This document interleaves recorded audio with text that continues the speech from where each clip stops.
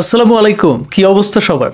সমস্ত দ্বিধা দ্বন্দ্বের অবসান ঘটিয়ে অবশেষে দ্বিধা গানটা ফোরকেতেই আসছে। দর্শকদের এই ক্ষুদ্র ক্ষুদ্র চাওয়াগুলোকে এত সুন্দরভাবে গুরুত্ব দেওয়ার জন্য এবং তৎক্ষণাৎ ব্যবস্থা গ্রহণের জন্য আমি বরবাদ টিমকে আন্তরিক ধন্যবাদ জানাচ্ছি। তোমরা আমার ধন্যবাদ দিবা না? ফোরকের ব্যাপারে কিন্তু আমি কথা বলছিলাম, যদিও আমি ছাড়া অনেকে বলছে আচ্ছা রাখো, ধন্যবাদ পরে হবে, বাট আগে আমরা গানটা দেখি। একবারও দেখি নাই, প্রথমবারের মতো। চলো একসাথে দেখবো। রেডি, 1 2 3 ও এইটা পরে নিই।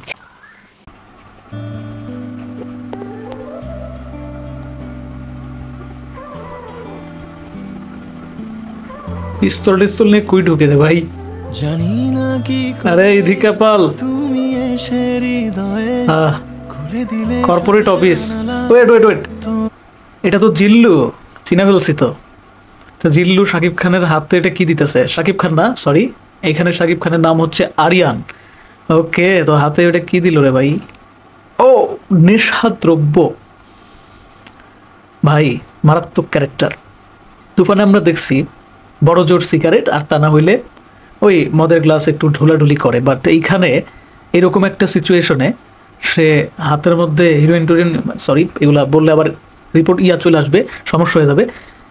এই অবস্থা ভাই, ক্যারেক্টার এটা মারাত্মক হতে যাচ্ছে। চলো গান শুনি। এই কারণে যে প্রীতম হাসান যে এত ভালো রোমান্টিক গান গাইতে পারবে এটা আমি আসলে আগে বুঝি নাই। ভাবছিলাম এই গানটা হয়তো হাবিবকে দিয়ে গাওয়াবে, বাট হাবিবকে দিয়ে না গাওয়ায় যে কোনো ভুল করে নাই সেইটা এই গানটা শুনে বুঝতে পারতেছি। ঠিক আছে ভাই, প্রীতম হাসান আসলে একটা অলরাউন্ডার শিল্পী। সে রোমান্টিক গানটাও কিন্তু দুর্দান্ত গাইছে, গানের কথাও অসাধারণ, এখন পর্যন্ত ভালো লাগতেছে। আর গানের সাথে ইদিকা পল শাকিব খানকে, বিশেষ করে শাকিব খানকে ভাই মানে স্মার্ট তো স্মার্ট, ড্যাম স্মার্ট লাগতেছে। অসাধারণ অসাধারণ, দারুণ লুক দিছে। আর মানে ইয়াং একটা ছেলেকে আসলে যেভাবে প্রেজেন্ট করার দরকার সেভাবেই কিন্তু প্রেজেন্ট করছে। ইভেন শাকিব খানের কিন্তু পরবর্তীকালে এই সিনেমাতে একটু বয়স্ক লুকও আছে, আমরা সেটাও দেখছি। খুব পারফেক্ট, কিন্তু ব্যাপারটা খুব পারফেক্টলি তারা ম্যানেজ করতে পারছে। জোশ জোশ। ওকে, আচ্ছা ইদিকা পলের সাথে কি প্রেম হয়ে গেছে? চলো দেখি।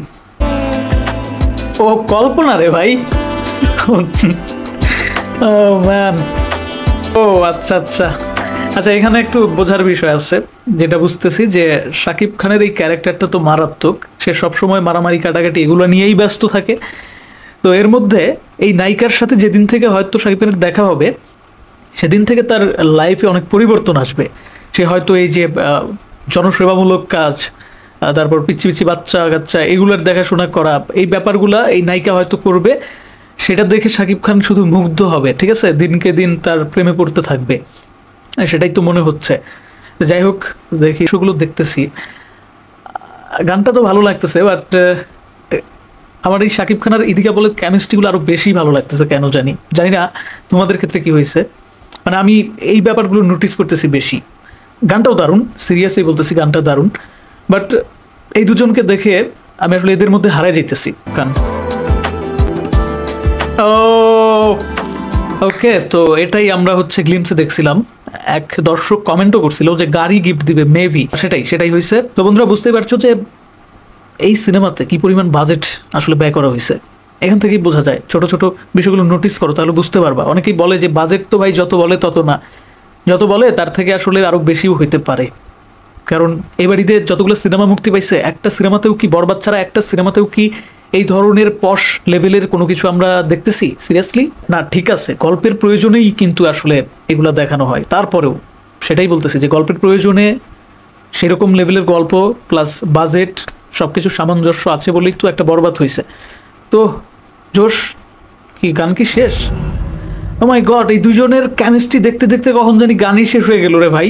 কিন্তু গানটা কিন্তু জোশ, গানের প্রত্যেকটা কথা খুবই সফট সফট লাগতেছিল, মানে একবার শুনে আসলে পোষাবে না এই টাইপ অফ গান।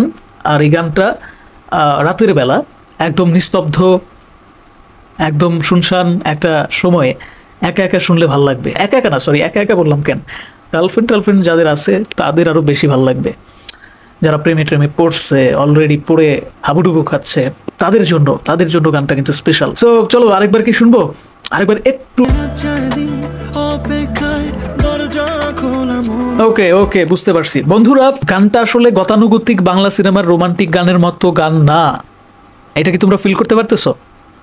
গানটা খুবই স্মার্ট একটা কম্পোজিশনে মেক করছে।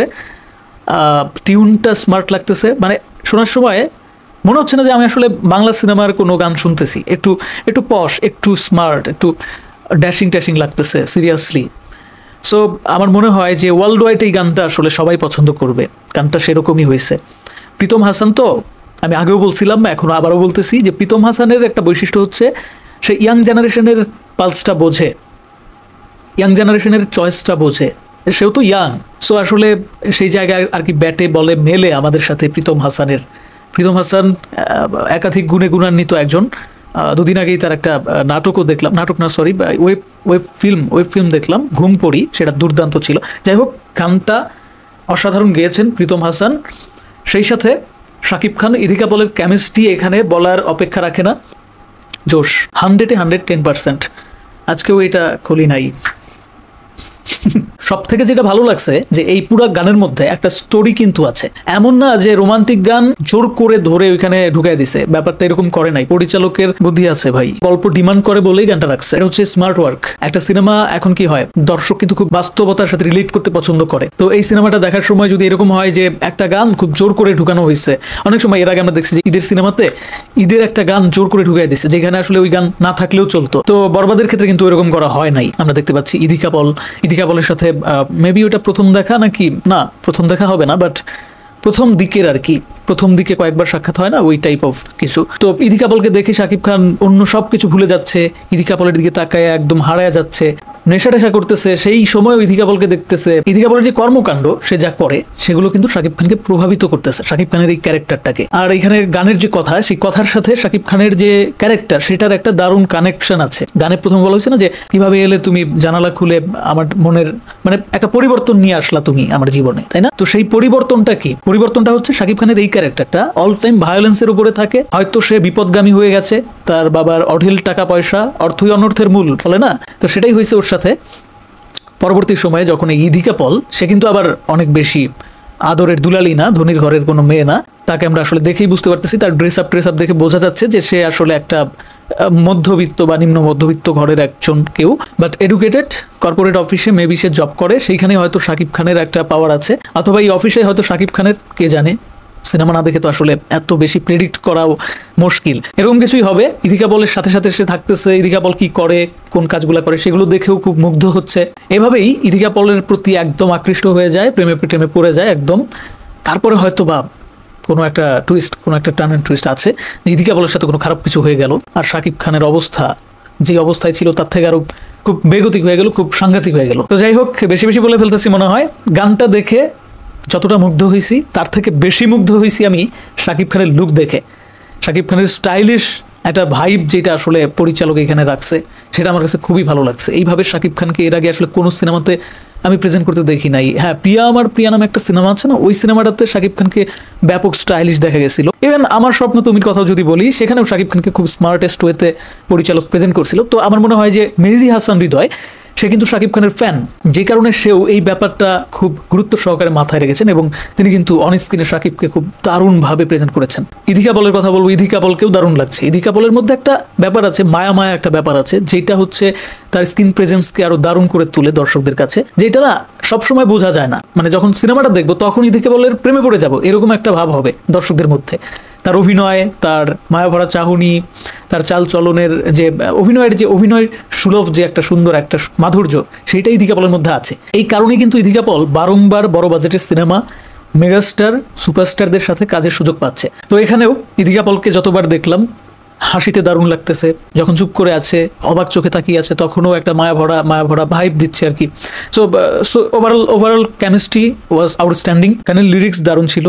প্রীতম হাসানের কণ্ঠে এত সুন্দর একটা রোমান্টিক গান পাবো, এটা আসলে আমি ভাবিও নাই। আমি ভাবছিলাম এটা হয়তো হাবিবকে দিয়ে গাওয়াবে, বাট প্রীতম হাসানকে দিয়ে গাওয়াইছে। এই ব্যাপারটা নিয়ে একটু ভয়ে ছিলাম যে আসলে কেমন করে, কারণ তার কণ্ঠে এর আগে যত আমি গান শুনেছি সবগুলাই ছিল হচ্ছে আইটেম গান, একটু ডান্স টাইপ গান আর কি। সেই সমস্ত গানে একটু শরীর টরিল ঝাড়া দিয়ে ডান্স করা যায়। এই যে এর আগে তুফান একটা গান গাইছিল না, লাগে উড়া ধুরা, তো ওই টাইপ অফ গানেই প্রীতম হাসানকে বেশি শুনেছি আমি। সো ধারণা ছিল না, বাট ধারণা আমার হয়ে গেল যে এত দুর্দান্ত সে গায়, সে আসলে রোমান্টিক গানও ভালো গায়। গানের লুক অ্যান্ড ফিল কালার গ্রেডিংটাও ঠিকঠাক ভালো ছিল। আর এই গানটা তো 4K তে, সো 4K তে সবাই দেখো, তাহলে আরো রিয়েল ফিলটা পাবা, আরো বেশি মজা পাবা, দেখতে আরো ভালো লাগবে, দেখার সময় একটা স্মুথ ফিল পাবা। আর হ্যাঁ, অবশ্যই যদি সম্ভব হয় হেডফোনটা ইউজ করো। তো বন্ধুরা, গান দেখার পরে এই ছিল আমার মতামত। পার্সোনালি এই গানটাকে আমি 10-এর মধ্যে 7.5 দিব। কমেন্ট বক্স স্বাধীনতার জায়গায় কমেন্টে অবশ্যই তোমরা জানাও যে গানটা ওভারঅল একটা রোমান্টিক মেলোডি সং হিসেবে তোমাদের কাছে কেমন লেগেছে।